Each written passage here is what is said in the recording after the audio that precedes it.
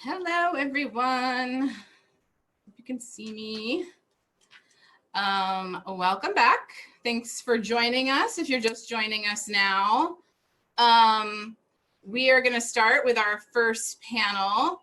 It is called No Patient Left Behind, Transitioning State Programs and the Campaign for Patients. If you heard Steph Scher's presentation, I'm going to talk a little bit about a lot what she was talking about. Even though 47 states and several jurisdictions have some form of medical cannabis law, there are still so many patients that still don't have access. And that's what we're going to focus on this next panel. To make it an exciting announcement, we will talk more about this. We're going to announce it to everyone next week, but since we're talking about it here on the conference, we want to announce it to all of you first. We have a new campaign this year called No Patient Left Behind.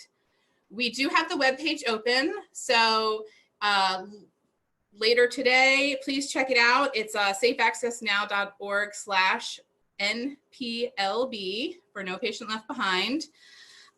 In this website, you'll hear about our campaign, the purpose of our campaign. You can read our legislation for the Office of Medical Cannabis. You can send the legislation to lawmakers. You can sign on to our petition to support this campaign. You can read stories from patients, and you can submit your own story. And I want to give a shout out to Krista Brack for sharing her story with us. If you missed it, it was during the break. Krista shared an amazing story. Krista, thank you so much. If you're on, please say hi in the chat box. We really appreciate you sharing your story with us. So the No Patient Left Behind campaign is really focused on how, even though all these states have these laws, that there's still so many patients that don't have access. Federal employees, veterans, children don't have access in schools in certain states, people living in poverty, patients in treatment or hospice centers, patients who need to travel across lines are not able to do so at this time. So while some people think that when a state gets a cannabis program, everyone's going to have access, we know that unfortunately that doesn't happen. And then now people think that when a state gets legalization, that everyone will have access. And unfortunately, that doesn't happen.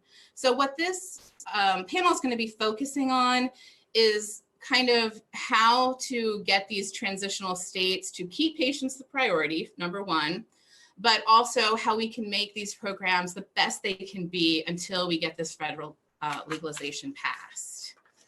So our first presenter is Ngiste Abebe. She is the Director of Public Policy from Colombia Care, and Colombia Care is actually just up the street from headquarters here. We can literally walk there. Colombia Care is also, and I think in 11 states. Colombia Care is one of the nation's leading medical cannabis companies. Ngiste holds a BA in Public Policy from the University of Chicago and a Master's in Public Policy and Management from Carnegie Mellon University. And today, I'm really excited about her panel today because she is going to be talking about why medical programs need to persist, how to design a successful medical cannabis program, and how to protect medical patients when states transition to adult use. So I'm going to pass it over to Ngiste. Thank you so much.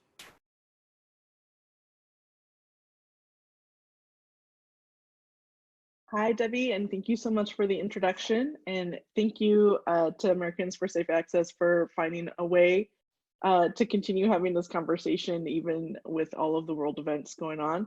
And thanks to all the organizers, but especially to all of the volunteers that make Americans for Safe Access such a wonderful organization that I know we've been very excited to work with from my seat here in Colombia Care. So Colombia Care, as Debbie said, we're one of the largest medical cannabis operators in the country. We're actually, I think, in 17 or 18 states, in a few licenses that we've recently won and are looking forward to starting our operations in.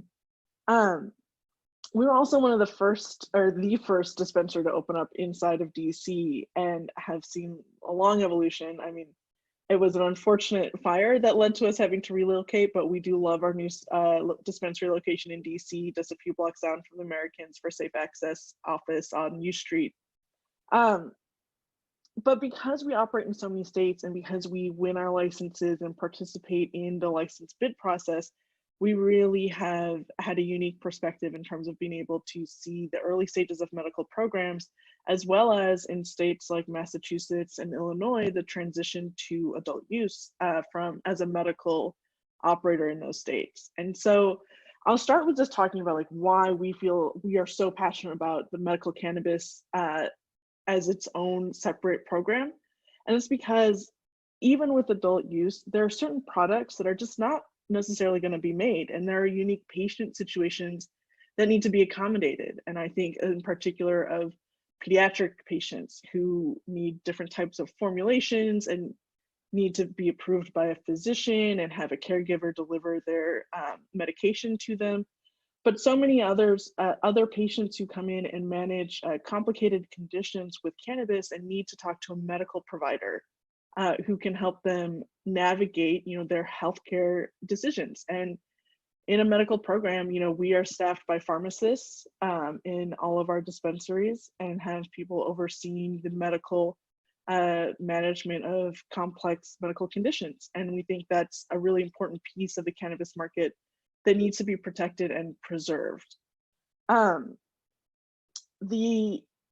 last thing too is just when we talk about cannabis, we've, because of the work of organizations like Americans for Safe Access, there's been a lot of progress in breaking down some of the stereotypes and biases people have had about this substance. And I think that one of the small glimmers of hope in the chaos of the last few weeks as the world and the country responds to coronavirus is in every state that has a medical cannabis program, that program has been deemed an essential service. And in states like Colorado and California, where the medical program is not as robust, they have also maintained adult use access, as well as Illinois. Because a lot of folks we know, if we don't protect a medical program in the transition to adult use, those medical patients don't go away. They just become adult use customers, and they still need access to the medication. And I think that evolution in the last few weeks of seeing state after state recognize this industry as an essential service has been huge leaps forward in terms of protecting and where cannabis and medical cannabis sits in the eyes of policymakers and legislators and regulators across the country. So one small bright light in the last few weeks on that front. Now, when it comes to what makes for a successful medical program, I think there are three key points to keep in mind. First is, can the patients get to can the patients access their medication? Can they get to a doctor's appointment? Can they afford the license fee? Are there dispensaries that are within a safe drive distance, or is there delivery to accommodate folks who have mobility challenges? Things like that. And a lot of places, including my home state of Virginia, we recently are close to passing legislation that would allow us to go from 5 dispensaries, which is one per 1.8 million Virginians, to 30 dispensaries. And that'll be huge leaps forward. In New York right now, we're fighting for additional dispensary locations as well, because we have a one dispensary to 500,000 New Yorkers. And New York is a very big state. Even we have some patients who drive 2 or 3 hours to get to their dispensary in order to pick up their medication. And even if you live inside of the city of New York, you can still be facing an hour and a half long commute. Again, for people who are medically fragile, that type of commute can be prohibitive. The next thing is, another piece of patient access is the condition list. A lot of places have very restrictive condition lists. They focus it either only for pediatric epilepsy, and they take a very long time to expand that list. And when we face that challenge, it can be very hard for patients to even know that the program exists, that they have access to it. And there are just huge swaths of patients who will not even have access to it, even if they go to a doctor's appointment and go through all of the steps they need to.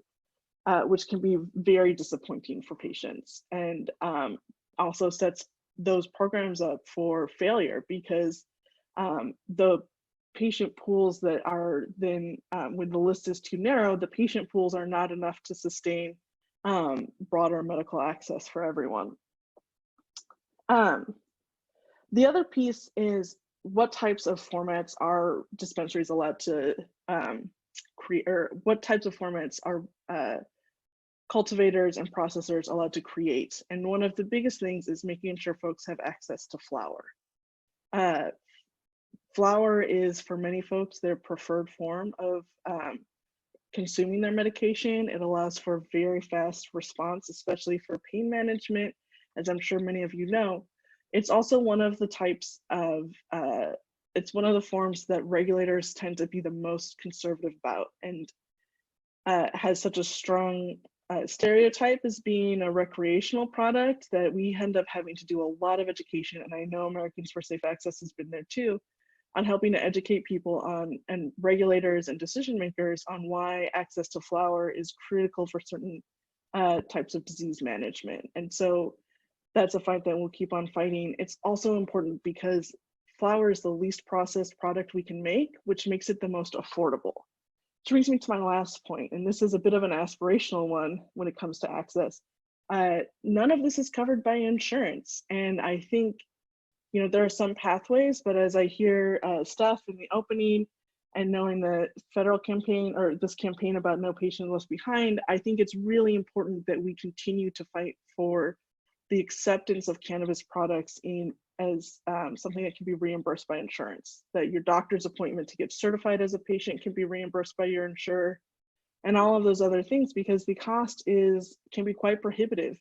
And people need this. It's not an option for a lot of folks. And so make everything we can do to make sure that it's affordable.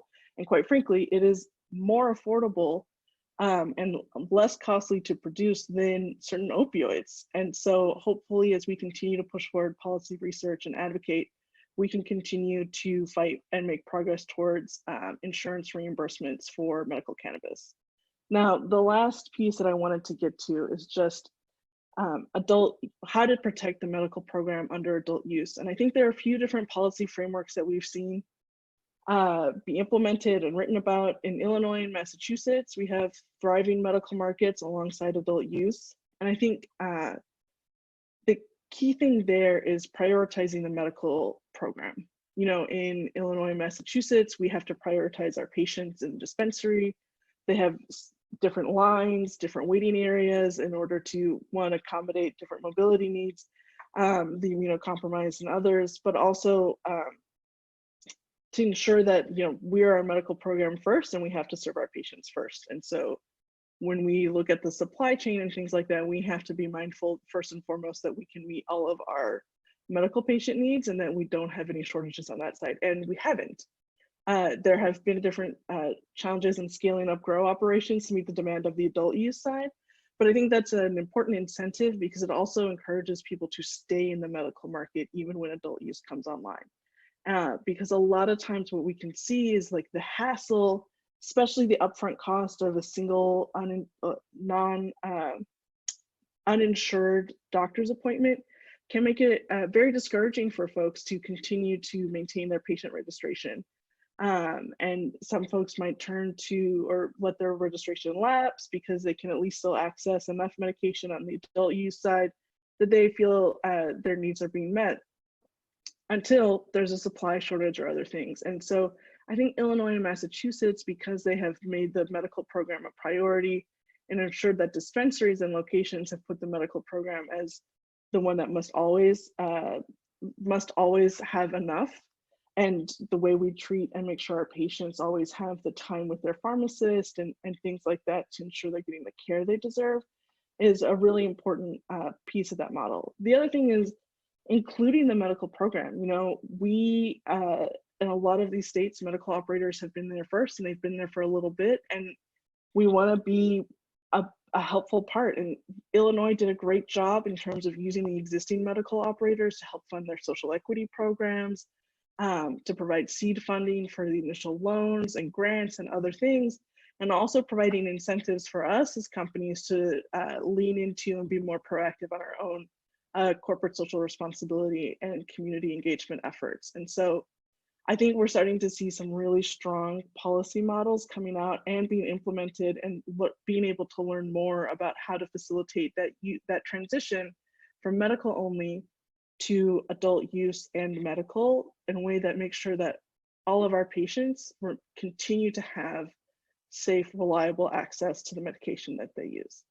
And with that, I'll leave it there and let Debbie introduce one of my fellow panelists, and look forward to taking your questions.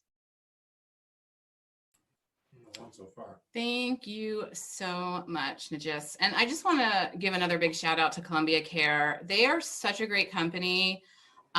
We have been working with them the last few months. They've been helping to support us. We really appreciate them so much. They're a really great company that really does care about patients. And so please help support them as much as you can at this time as well. So now our next presenter, Nicole Snow. We have known Nicole here at ASA for a long time. In fact, she is the person I turn to the most when I have questions about what's going on in Massachusetts. She is the president and director of the Massachusetts Patients Advocacy Alliance, and is on the Cannabis Advisory Board. She's a Cannabis Advisory Board member to the Cannabis Control Commission. Born and raised in Massachusetts, Nicole is familiar with her state's conventional medical system and conservative approach to policymaking. Nicole's presentation will talk about Massachusetts and their safeguard for the medical cannabis program, so that you can find inspiration to advocate for safeguards and protections for patients in your state as well. Her presentation, Safeguarding Your Medical Cannabis Program, will highlight what the MPAA and Massachusetts patients have been doing to secure medical cannabis program, and what they have accomplished from 2012 to 2020. Thank you, Nicole, and you're welcome to start your video.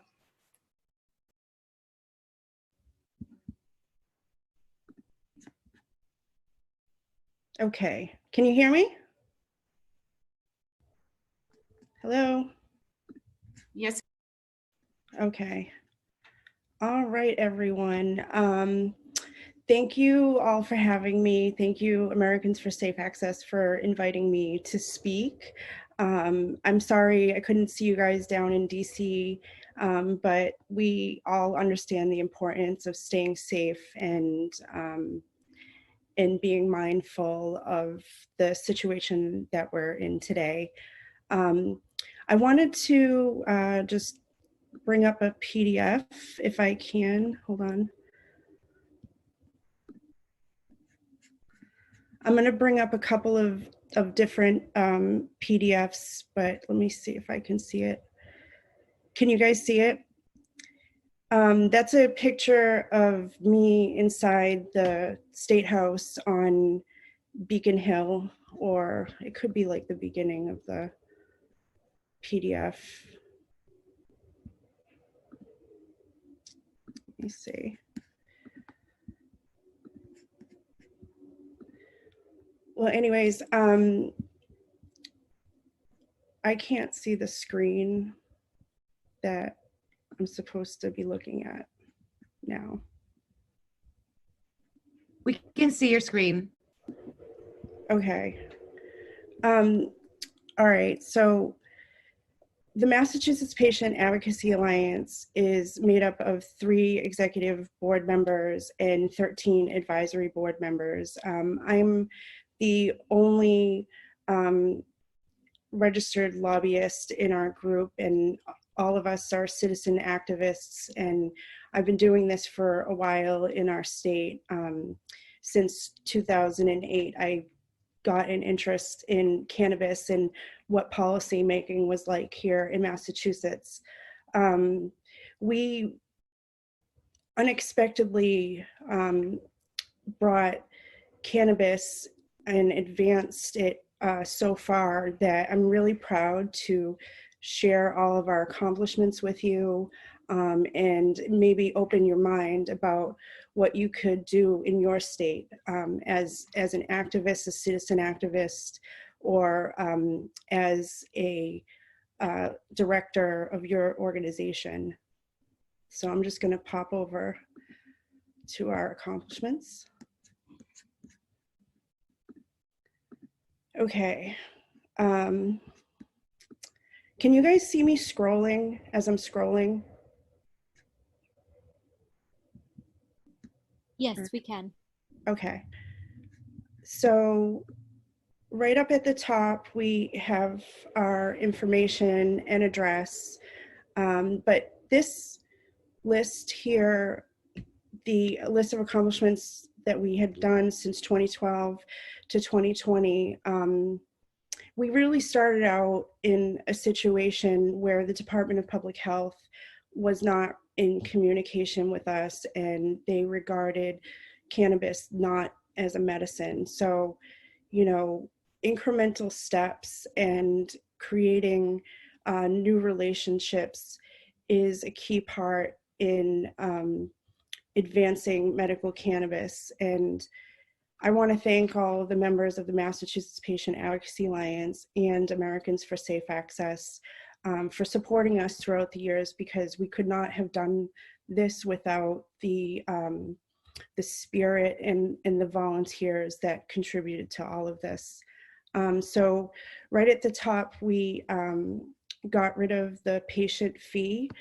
We had an annual fee that was removed finally, after several years of advocating its illegality.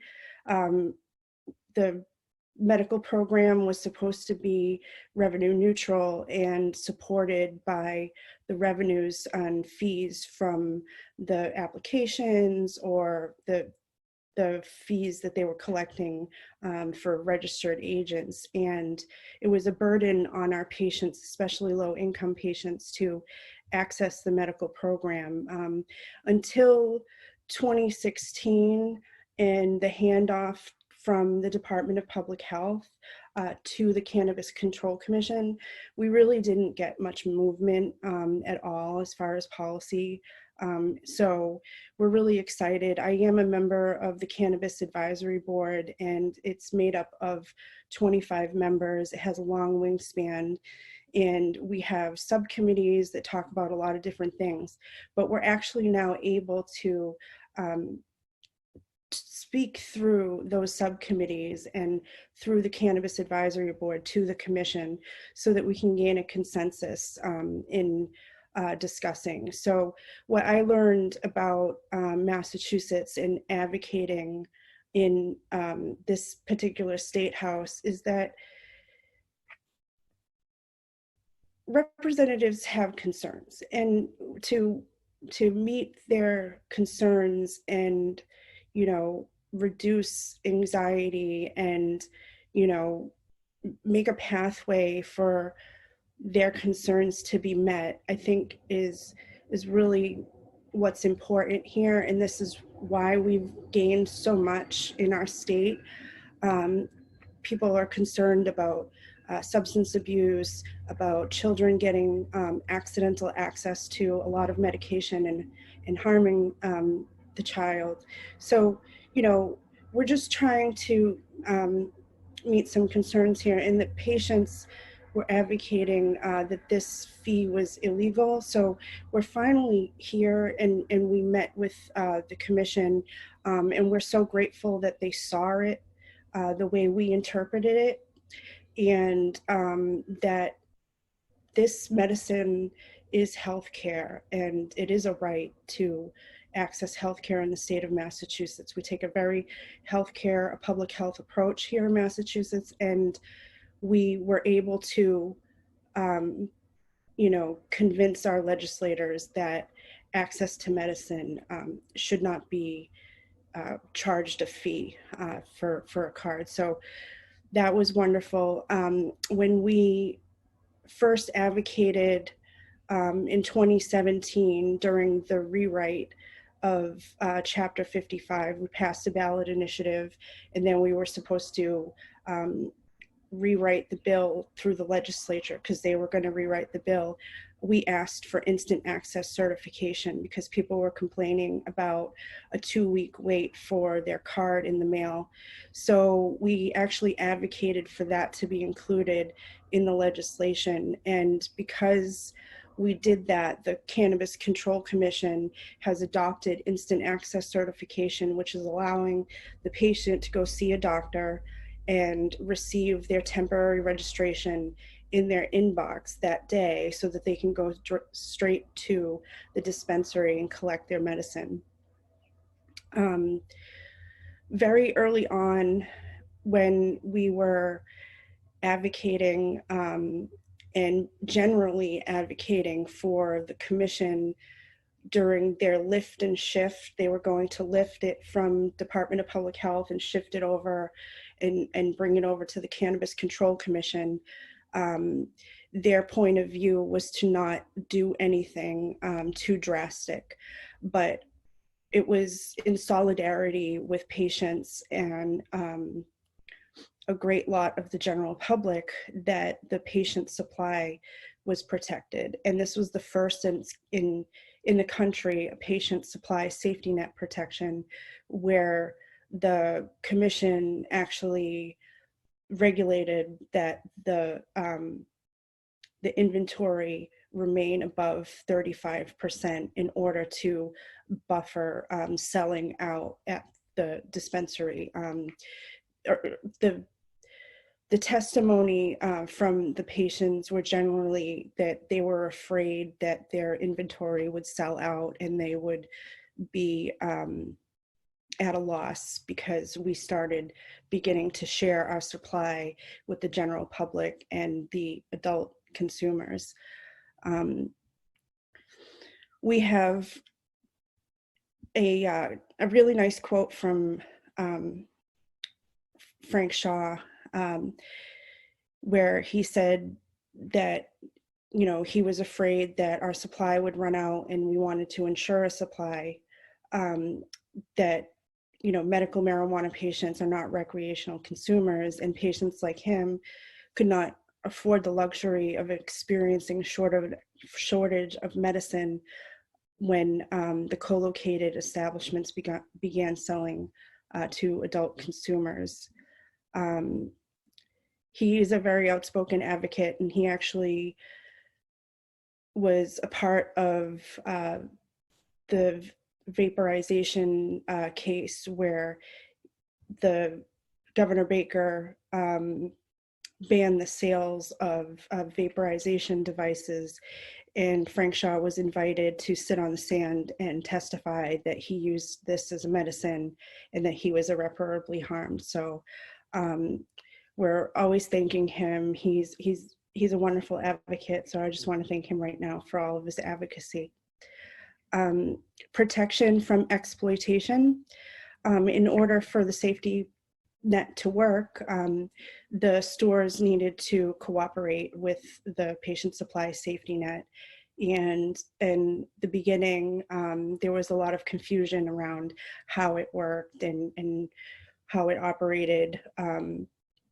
But, you know, eventually the state inspectors kind of caught on and learned more about metric, and the operators were sharing information with the commission, so they worked it out. But we were still seeing patients not able to get the medicine that they wanted. So what the Massachusetts Patient Advocacy Alliance and the Cannabis Control Commission has done was they started actually taking emails and phone calls through constituent services, where if the patient had a problem, they could, you know, talk about it directly with the commission and maintain their privacy. Patient priority at co-located marijuana retailers. We have, this is wonderful, but we have a great system of priority for patients here in Massachusetts. Patients are prioritized in parking. Initially, when we turned on adult use cannabis sales, the patients had the full parking lot at most of the dispensaries. So they would have the full parking lot rather than just half of the parking lot or just one space in the parking lot. They had the full parking lot, and they were actually busing the new consumers to the store in waves. And we actually had a lot of people. There were lines of cars and lines, you know, in those remote parking lots and lines at the actual dispensary.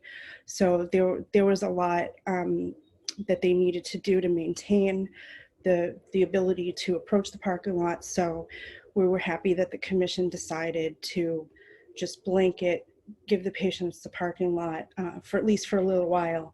And in some cases, they still have the whole parking lot. They're prioritized in lines. Patients not only have an access to the priority in line, but they'll have access in line at the co-located marijuana retailer.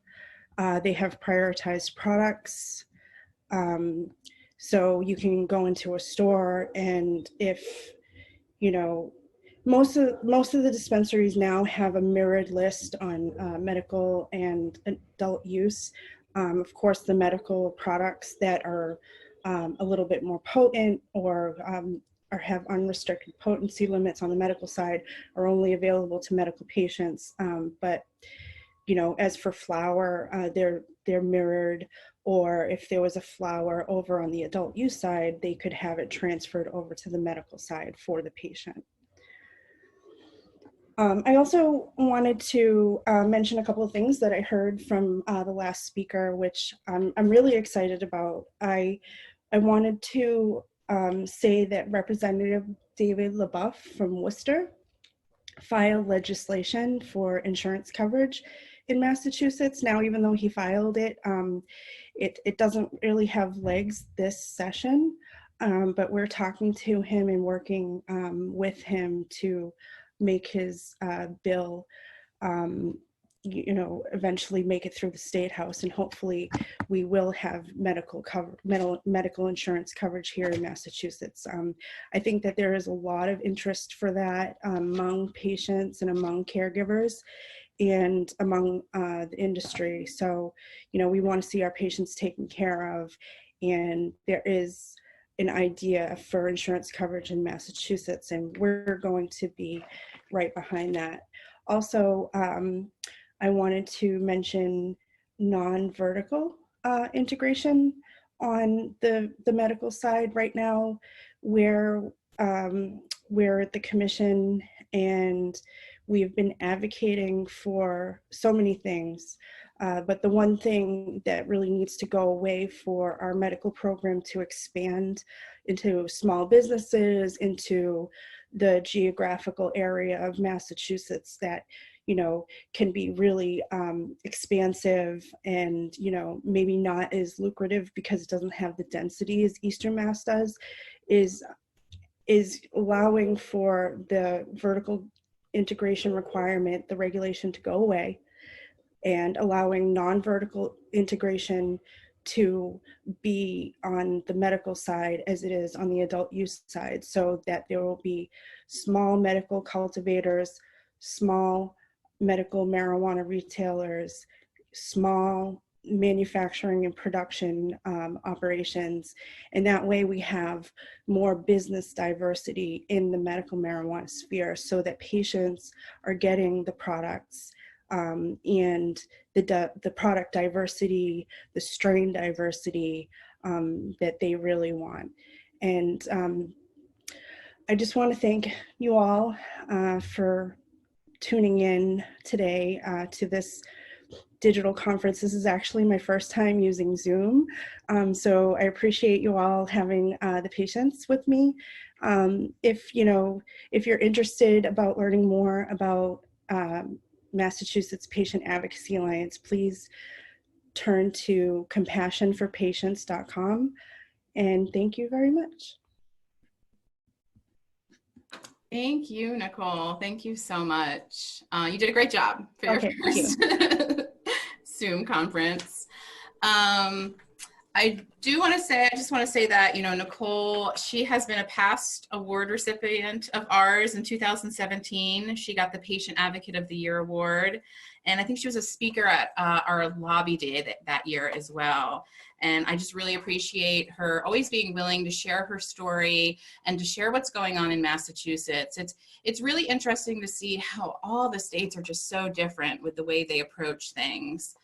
And I think Massachusetts has done a decent job compared to the other states. I will say that.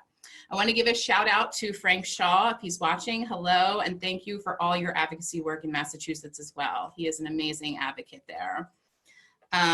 Please keep sending in questions. We've gotten a few questions. After our next speaker, we're going to go through the questions together. Remember to mention if it's for a specific presenter or if it's for just anyone. I want to highlight some of the points real quick that Nicole and Ngiste both made in regards to while having a medical cannabis program in your state is great, having legalization in your state is great. However, it doesn't help when it comes to pediatric patients' needs or insurance needs. That's great about Massachusetts. I can't wait to hear what happens with that. And we also, as patient advocates, we really feel that the patient-doctor relationship is really important. And we want to get more doctors educated on this issue so that patients do feel comfortable talking to their doctors about it. So these are some of the issues that we still need to work towards to really make medical cannabis available to everyone. Now I'm going to introduce our next speaker, our last speaker for this panel, Christine Stenquist. She is the president and founder of TRUCE, which stands for Together for Responsible Use and Cannabis Education. Christine is a mother of 4, a brain tumor survivor, a chronic pain patient, and a cannabis advocate. If you have never heard her story, it is very powerful. I think I cry almost every time I hear it. And we have her story on our Facebook page. So if you go to our Facebook page and look up videos, we have Christine's story. I definitely urge you to watch it. It's really powerful. In 1996, it's just a little snippet of it. In 1996, she was diagnosed with a acoustic neuroma, a rare benign brain tumor. An unsuccessful surgery left 60% of the tumor still intact. Knowing there wasn't safe legal access to medical cannabis in Utah, she started advocating in the state for policy change, creating and building the nonprofit organization TRUCE. In 2017, after years of working to get a legislative approach enacted without success, Christine became one of the chief sponsors of the Utah Medical Cannabis Act. A year later, it passed with 53% support. Today, Christine will be talking about her experience of advocating in probably one of the hardest states in the country for cannabis, Utah. Utah was the first state in the country to pass a CBD-only law. Since then, Utah has been continuing reform in the cannabis laws. It has taken many years of constant education to push for patients to have safe, affordable, destigmatized, and reasonable access to products. We have been working with her for a long time trying to help Utah. As their laws are put into practice, Christine will be talking about where the shortcomings are and the continued need for patient advocacy. Thank you, Christine.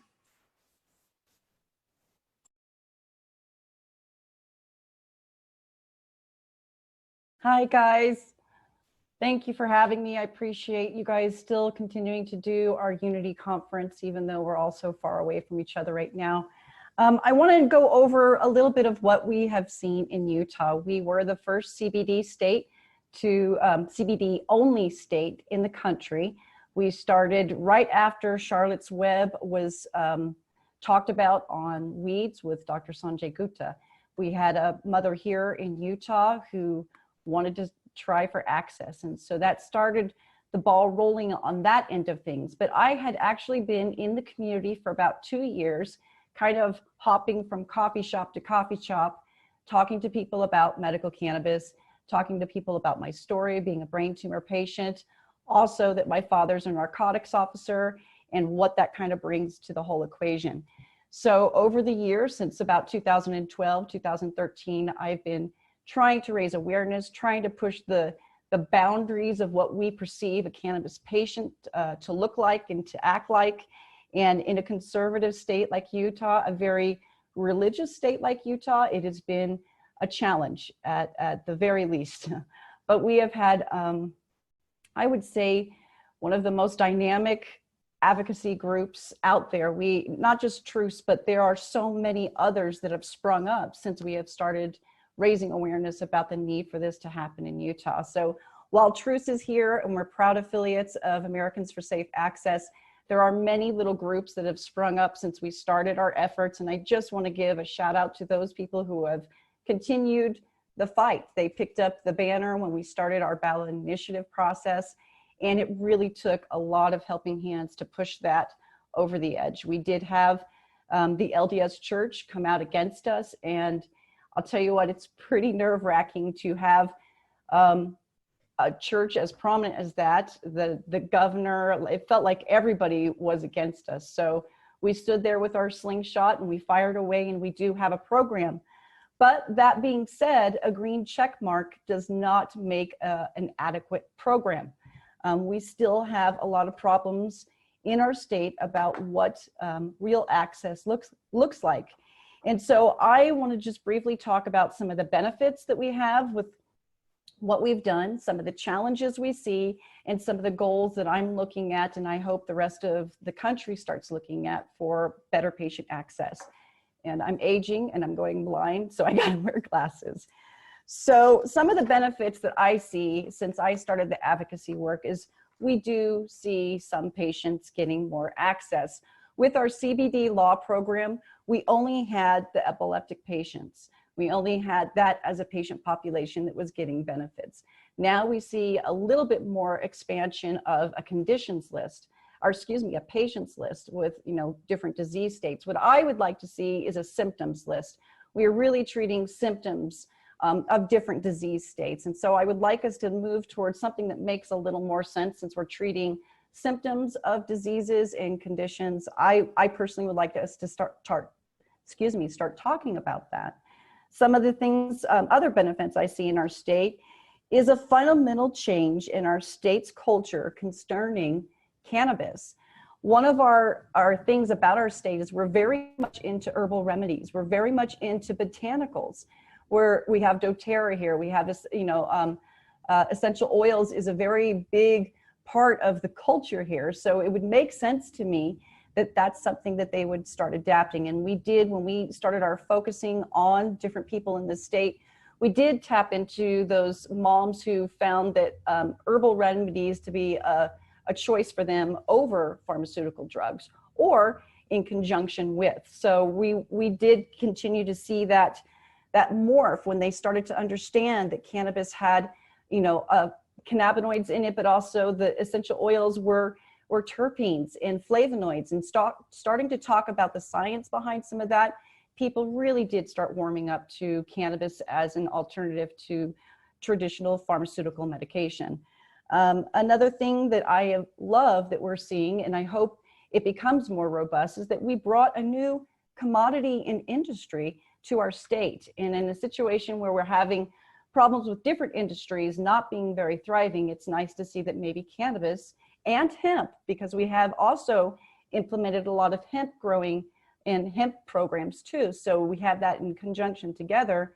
I'd love to see how that's going to really shape the industry and the finance, the economics of our state, especially now that we're seeing, oh goodness, this shift with this virus and what it's going to do with our economy as a whole. Is it possible that cannabis could be a potential safety net for us? Is this something that we can see moving forward? I'll bring that up a little bit later in my goals. And then finally, in the benefits of moving a program and getting that little green check mark, we see the normalization that is being laid for us to move more reform in the future, because we do need to think about not just within our own states, but federally. That's why I have chosen to stay affiliates with American Safe Access, as they are pushing that federal conversation, as well as I know that Steph has her foot on the global conversation. There are many other advocates who are doing global work, and we want to help support and raise their voices, because this is a very international issue. It's not just our states, it's not just federally, it is globally. So I hope that I can at least be an example that if you can do it in Utah, my heavens, we could probably do it just about anywhere. Some of the challenges we do see in our state is this, and not just my state, I know I see it in a lot of other states, is this creation of limited licensing, and it's creating false scarcity. Right now in my state, we only have 8 grow license. We only have 14 dispensaries. There is a large portion of the patient population who are in rural areas that will never get adequate access to cannabis. And that is a truly big problem. I would encourage and any advocate who is wanting to get into this arena, seriously think about adding home grow to every program. This crisis that we're in right now globally should be the battle cry for home grow to be a possibility. Now hear me out. Not every patient is going to want to grow. Not every patient is going to want to grow every grow cycle, but there should be that opportunity. It shouldn't be illegal for us to grow this botanical, and we should try to push further that conversation. So it's a big concern for me. It always was. This situation just makes it more of a vivid reality of why we need to advocate for growing and learning to be more self-sufficient, because we cannot always rely on those supplies to be there in the dispensaries. You know, there's something happened to a grow and it wipes out a crop. We're in a situation where we need to have medicine. We cannot always rely on just one avenue. So I would encourage every patient advocate that can hear my voice and beyond, push for home grow. It's vital for us. One of the other things and challenges that I find in my state is the heavy hand of certain sponsors on bills. The biggest reason why I had the hardest time moving this issue is I had the opposition, who happened to be a pharmacist, and another gentleman who was against us was sort of a Kevin Sabet cheerleader. So I had a prohibitionist and a pharmacist who were pushing against our efforts all along the way.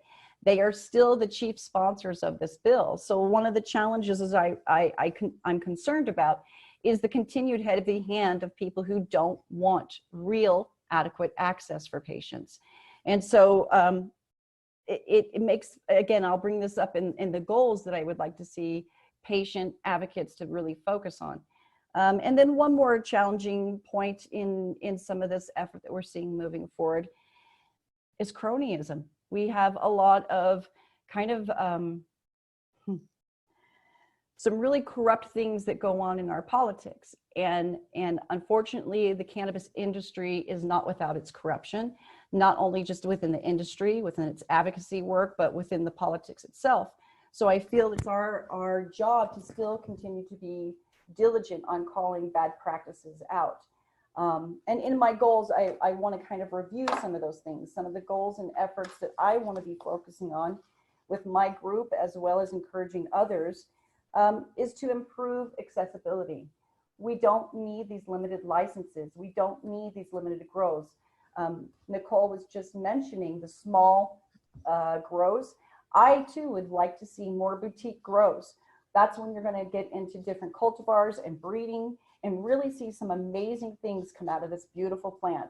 And if we leave it only to big canna, and I hate to say the boogeyman word, but if we only leave it to big canna, we're not going to see the unique changes this plant can do in that type of environment.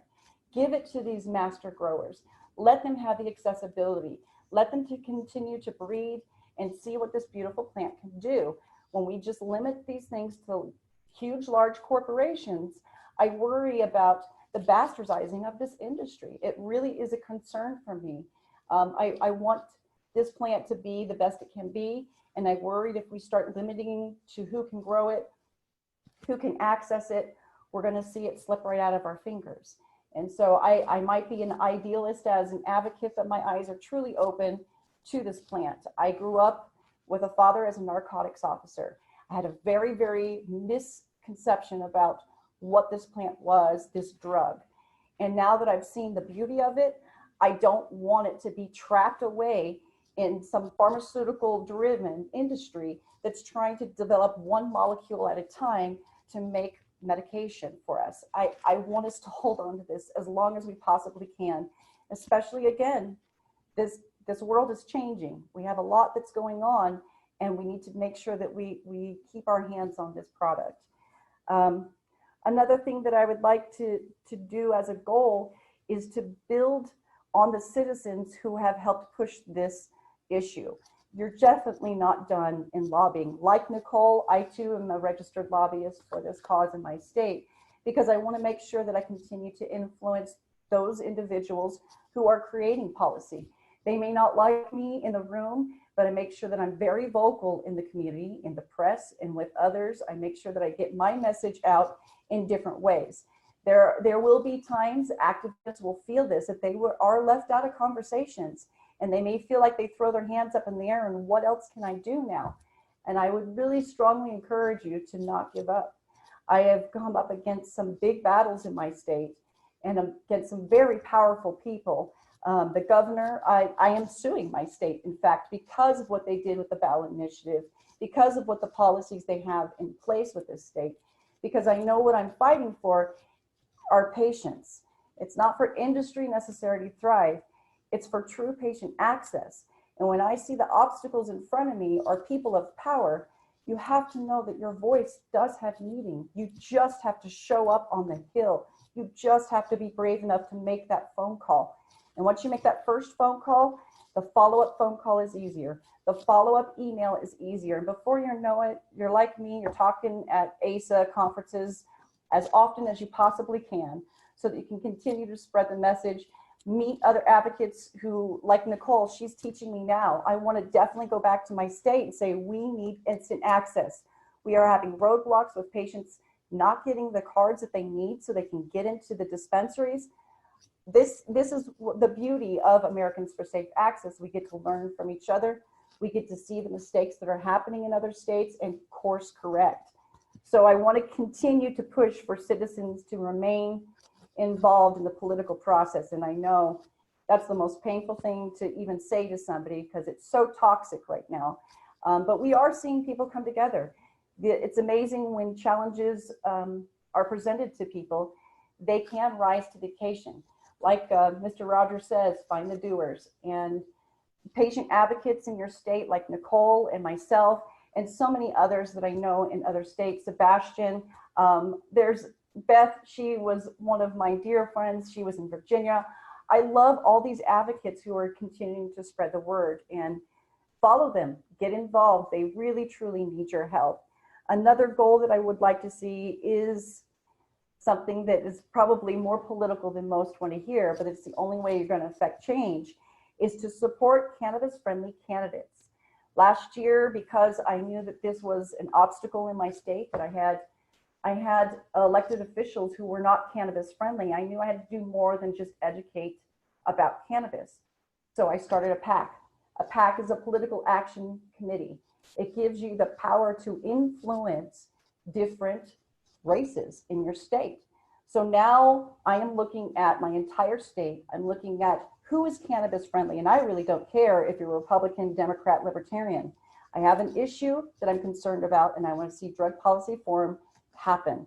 So now I'm taking it on myself in my own state to get a PAC and start influencing those races. Find those candidates who are friendly and educate. That's my job as an activist, is to also be an educator.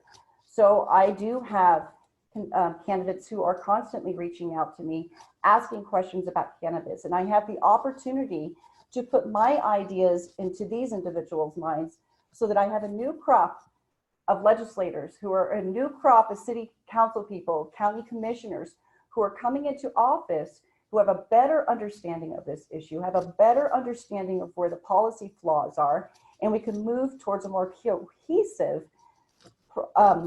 program in each state. And then when you start seeing that, you start seeing really some federal things starting to push. So Christine, we have to start with our Q&A Sure. soon. apologies. Oh, no worries. I want a chance for all the panelists to come back on camera so that we can have questions. If you have a last statement, go ahead.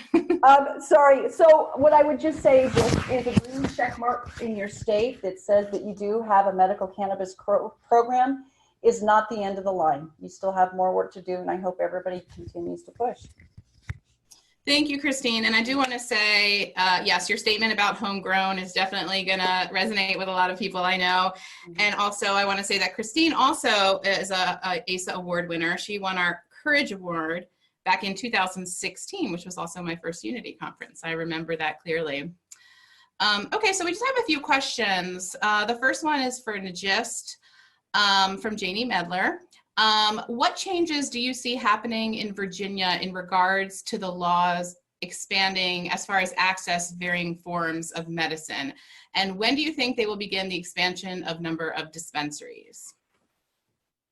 That is a great question, and I've seen a lot of other chatter about Virginia too. So, Virginia, one of the battles that we were fighting this year and in the legislature was around a definition that includes a maximum of 5% THC, a minimum of 15% CBD, and also a 10 milligrams of THC per dose max, which is just a bewildering collection of volume and mass-based restrictions that is a legacy of multiple forms, like laws being updated but not cleaned up. And so we are facing a lot of resistance within the Board of Pharmacy and the Department of Health and Human Services overall on updating that definition. And first and foremost, it's just confusing. It's the most complicated definition of cannabis I've seen in any state. And second of all, it means that we won't be able to do things like sublinguals or other types because they're conflating percentage and concentration of THC with dose. And so I think that is something to definitely keep an eye out on as different states, roll out their own programs. And as you see, especially in states like Georgia, Florida this year, we just a few weeks ago beat an attempt at a percentage THC cap. So this year, I'm not sure that we'll see a very wide product array, but I can tell you one of my #1 goals for this year is to continue educating our legislators so that they understand the impact of leaving this law untouched. And so we've got a few more weeks to see if we can get the governor to do a veto. And I know Lisa and Haley Smith have been participating in the conference, and they've been huge champions for us cleaning up this definition so that we can provide more types of products that reflect what our patients want. Now, when it comes to adding flower, I think that's going to be a big fight for the next legislative session. They've already signaled that they want to do adult use next year. And so I think, if you live in Virginia and want to get involved, happy to follow up with anybody on that conversation, because it is going to be a huge effort to continue educating all of our lawmakers on what is a very complicated policy area. Yeah, Virginia is a very complicated state, and we love having advocates in that state. Yes. This is a question for anyone who wants to answer. Are any of the panelists aware of co-ops, like in the agricultural industry, helping to lower the costs and/or creating better access for patients? If so, how do you see this model fitting in the more access and safety? Go ahead, Nichole. All right. Yeah, I just wanted to bring up non-vertical integration again. We are working on getting the vertical integration requirement of the medical side removed, because right now the big businesses are, they have their cultivation center, they have their manufacturing and production, and they have their retail, and they're required to have this as a whole unit.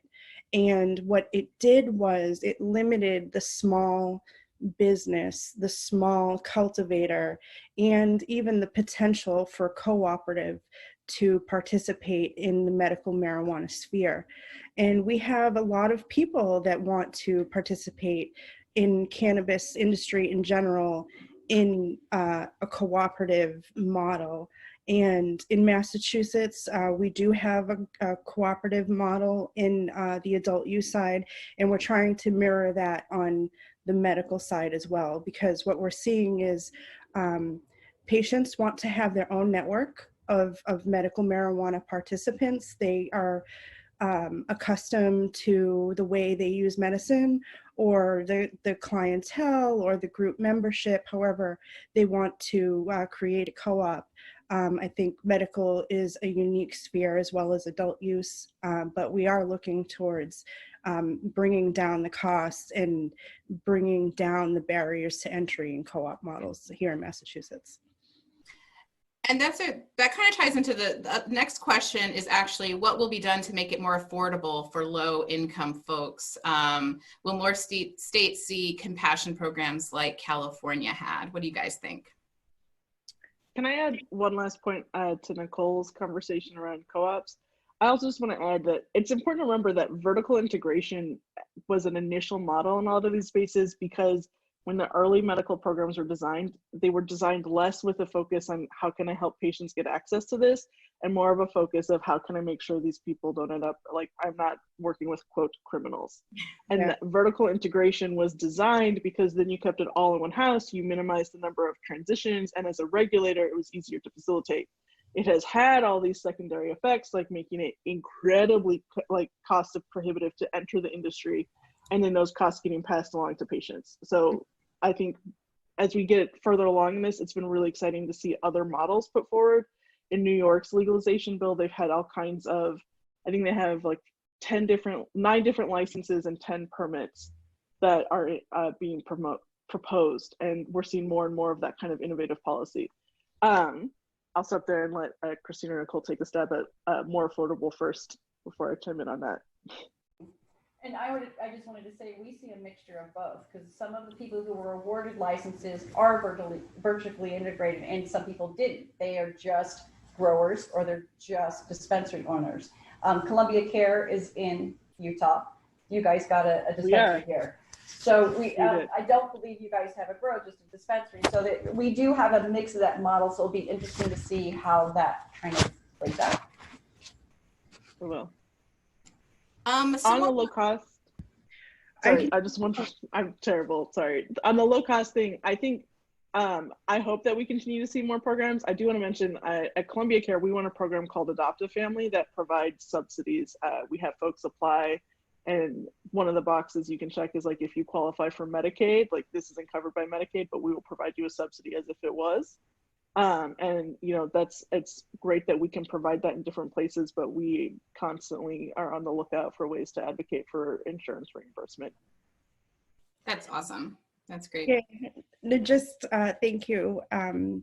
We have this hardship discount program in Massachusetts, and the dispensaries, the operators have discretionary discounts that they're able to offer to patients, but that's really primarily the business that's subsidizing the cost for the patient. And we are advocating for more diversity in the hardship programs. One program gives 40% off to veterans that are medical patients. Another program that Frank Shaw has just started, and to advocate for the dispensaries to adopt for HIV/AIDS patients, is called Frank's Friends. So, you know, there are programs, but the private industry is what is subsidizing the cost for the patients. And we're hoping in the state of Massachusetts that not only will we get health insurance coverage for this medicine, we'll potentially get Mass Health to cover it, but we also are advocating for a compassion fund so that money is put away for helping the businesses subsidize these costs. So we look forward to lowering costs for low-income patients. Thanks, guys. We are over just by a few minutes. But I just want one more question. How can we get information to small cannabis businesses in Utah and other states about accessibility regarding patients with disabilities and making their information as well as our programs accessible to all? Anybody wants to give any thoughts on that, Christine? Definitely, for us, you gotta still keep calling your legislators and let them know the problems that you're bumping up against. But now you can start bugging the health department and the ag department, because they are the ones that are babysitting the program itself. So if you're having ADA accessibility issues, there is ADA people in your state you can contact and let them know that, you know, disability wise you're having trouble accessing. So, and you did have people asking about PACs. I don't know, can I just briefly real quick on that one? If you go to your state legislative website, you should have a drop menu that talks about PACs. You register through your state. There is probably a small fee. I think I paid $61 for my PAC to open. There are some requirements that you have to do. Every state is different. You don't have to have any money to start, but as soon as you start collecting, you do have to keep track of that. So I encourage you, do a little research, just do some Googling. Thank you guys. Thank you so much. This has been such a great panel. Thank you so much for your expertise on this issue. We have a few more questions we didn't get to, so I'll give those to the panelists and we'll try to answer them later on. So we're gonna have a little break now. Our next panel begins at 2:15. Our international lessons to be learned, international landscape and how it can shape U.S. policy with Nick Easley, Michael Krawitz, Hillary Black, Pavel Pakta, and Steph Scher. So tune back in about 9 minutes. Thanks, guys. Thank you.